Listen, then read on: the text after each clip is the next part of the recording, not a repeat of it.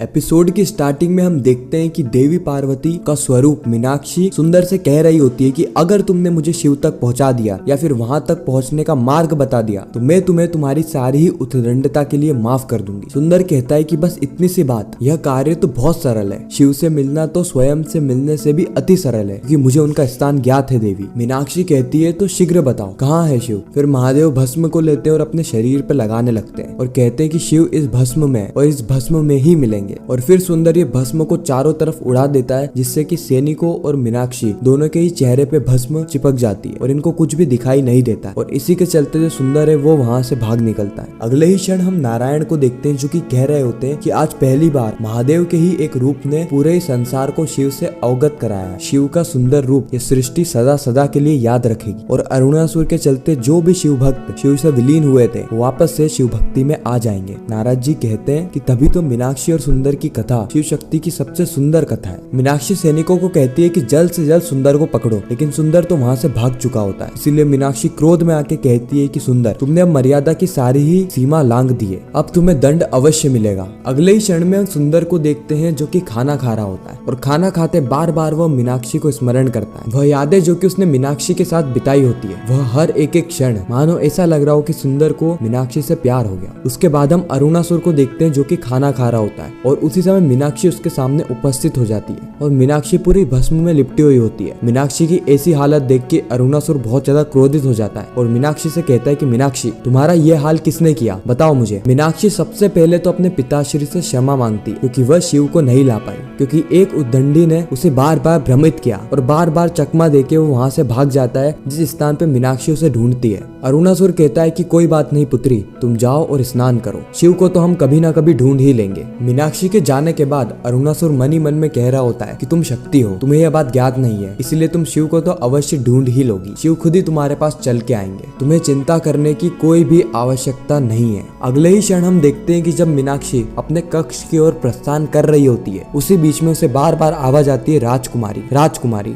और फिर जिसकी वो आवाज रहती है वो मीनाक्षी के सामने उपस्थित हो जाता है, यानी सुंदर। सुंदर महल में आ चुका है और मीनाक्षी को पुकार रहा है। मीनाक्षी सुंदर से कहती है तुम। सुंदर जवाब कहता है कि हाँ मैं, यानी सुंदर। मीनाक्षी बहुत ज्यादा क्रोध में आ जाती है और सुंदर को जवाब देते हुए कहती है कि तुम्हारा इतना दुस्साहस कि तुम मेरे महल में आ गए, इसका दंड तुम्हें अवश्य मिलेगा। तुम बिना मेरी अनुमति के महल में आ तो गए हो लेकिन बिना मेरी अनुमति के महल से जा नहीं सकते। फिर जो मीनाक्षी है वो यहाँ पे महादेव के रूप यानी सुंदर का हाथ पकड़ लेती है और उसी वक्त वो जोर जोर से अपने पिताश्री यानी अरुणासुर को पुकारती है, असुर माता दिति को पुकारती है, असुर गुरु शुक्राचार्य को पुकारती है। मीनाक्षी की यह पुकार सभी लोग सुन लेते हैं और मीनाक्षी की ओर प्रस्थान करने लगते हैं। सुंदर घबरा जाता है और मीनाक्षी को कहता है कि रात्रि का समय है, स्नान मत कीजिएगा, ये जड़ी बूटियां हैं, इसको खा लीजिएगा, आपकी तबीयत स्वस्थ रहेगी। सुंदर कहता है कि अब आप मुझे जाने की आज्ञा दीजिए, लेकिन मीनाक्षी मना कर देती है। मीनाक्षी कहती है कि वन तो तुम्हारा क्षेत्र था, तुम वहाँ पे कहीं पर भी जा सकते हो, कहीं से भी आ सकते हो, तुम्हें पकड़ना वहाँ पे असंभव है, लेकिन ये मेरा क्षेत्र है, तुम महल में हो और बिना मेरी अनुमति के तुम यहाँ से बिल्कुल भी नहीं जा सकते। सुंदर मुस्कुराने लगता है। मीनाक्षी कहती है कि फंस चुके हो तुम सुंदर, तुम यहाँ से कहीं पर भी नहीं जा सकते। और कुछ ही क्षणों के अंदर मेरे पिताश्री असुर माता दिति और असुर गुरु शुक्राचार्य को लेकर यहाँ पर आते ही होंगे। मीनाक्षी के साथ दुस्साहस करके तुमने बहुत बड़ी भूल करी है, अब दुस्साहस इतना बड़ा है तो दंड भी बहुत बड़ा होगा और लगता है कि भय से तुम्हारी बुद्धि भ्रष्ट हो चुकी है। ऐसे वक्त पर भी तुम मुस्कुरा रहे हो। मुस्कुराओ मुस्कुराओ, कुछ ही क्षण की बात है, फिर तो तुम्हें रोना ही होगा क्योंकि अब ना ही कोई मार्ग बचा है और ना ही कोई विकल्प। भाग सकते हो तो भागो यहाँ से। उसी वक्त हम देखते हैं कि सुंदर ओम नमः शिवाय का जाप करने लगता है। मीनाक्षी कहती है कि ये तुम कौन सा मंत्र जाप कर रहे हो, ये किसका मंत्र है। सुंदर कहता है कि ये शिव का मंत्र है। ओम नमः शिवाय का जाप करने से हर संकट, हर दुविधा, हर दुख कुछ ही क्षणों के अंदर दूर हो जाता है। इस मंत्र को जपने से कोई ना कोई आपकी सहायता के लिए अवश्य आता है। दुविधा चाहे जितनी भी घोर क्यों ना हो, उससे निकलने का सिर्फ एक ही उपाय है, ओम नमः शिवाय, ओम नमः शिवाय और ओम नमः शिवाय। मीनाक्षी कहती है एक छोटे से मंत्र पे इतना विश्वास, चलो आज देखते हैं तुम्हारे मंत्र की शक्ति तुम्हें बचा पाती भी है या नहीं। और दूसरी तरफ मुझे भी पूर्ण विश्वास है कि आज ये सुंदर की रक्षा खुद शिव भी नहीं कर पाएंगे। उसके बाद जो सुंदर है वो पुनः ओम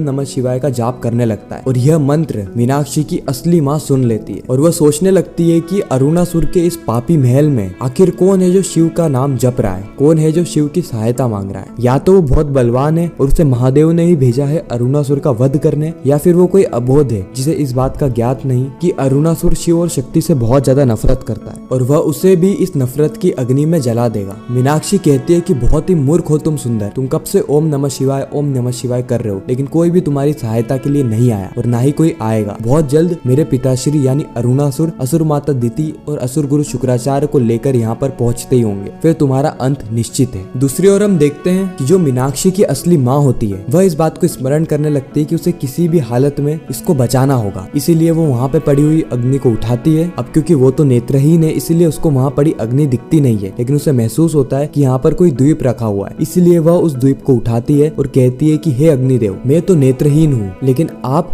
उस शिव का नाम जप रहे मनुष्य की सहायता अवश्य करें। इसीलिए वो वहाँ पे पड़े हुए जितने भी द्वीप रहते हैं उनको उठाती है और फेंक देती है, इस उम्मीद से कि अग्निदेव उस मनुष्य की सहायता अवश्य करेंगे जो कि शिव से मदद की गुहार लगा रहा है, जो ओम नमः शिवाय का जाप कर रहा है। और हम देखते हैं कि वहाँ पे अग्नि उत्पन्न होने लग जाती है, यानी जो दीप उसने फेंके थे उससे आसपास अग्नि भड़कने लगती है और धीरे धीरे करके वह अग्नि रुकने की जगह और तेजी से फैल रही होती है। इतनी तेजी से कि वो पूरे महल को ही कुछ ही घंटों के अंतराल में जला के राख कर सकती है। यह शक्ति है महादेव की भक्ति में, क्योंकि अग्निदेव भी महादेव की प्रार्थना कर रहे सुंदर की रक्षा कर रहे हैं। और इस भीषण अग्नि को देख के सभी लोग चौंक जाते हैं। असुर माता दिति, असुर गुरु शुक्राचार्य, अरुणासुर और उस ओर मीनाक्षी भी सोच रही होती है कि अग्नि अचानक से कैसे लग गई। अरुणासुर अपने सैनिकों को आदेश देता है कि जल्द से जल्द इस अग्नि को बुझाया जाए और सारे ही सैनिक मिलके अग्नि पे पानी डालने लगे। लेकिन जो मीनाक्षी है वो अभी भी सुंदर का हाथ नहीं छोड़ती है और सुंदर से कहती है कि सुंदर, आज भले ही ये अग्नि मुझे जला के भस्म ही क्यों ना कर दे, लेकिन मैं तुम्हारा हाथ नहीं छोड़ने वाली। मैं नहीं चाहती कि तुम वापस से यहाँ से भाग जाओ, मैं तुम्हें यहाँ से किसी भी हालत में जाने नहीं दूंगी। सुंदर बार बार एक ही नाम जप रहा होता है, ओम नमः शिवाय, ओम नमः शिवाय, ओम नमः शिवाय और ओम नमः शिवाय। इस ओर हम देखते हैं कि सैनिकों के अनेक प्रयास के बाद भी यह अग्नि नहीं बुझ रही होती है, उल्टा अग्नि तो और ज्यादा तेजी से भड़क उठती है। एक सैनिक अरुणासुर को आके कहता है कि अगर यह अग्नि नहीं रुकी महाराज, तो कुछ ही क्षण भर के अंदर यह अग्नि और भीषण रूप ले लेगी और पूरे ही महल को जला के राख कर देगी। हमें अवश्य कुछ करना होगा। अरुणासुर उस सैनिक को वापस से भेज देते हैं और असुर गुरु शुक्राचार्य से मदद की गुहार लगाते। वो कहते हैं कि असुर गुरु, इस अग्नि का कुछ करिए जल्द से जल्द। और अगले ही क्षण हम देखते हैं कि असुर गुरु शुक्राचार्य अपनी शक्तियों से अग्नि को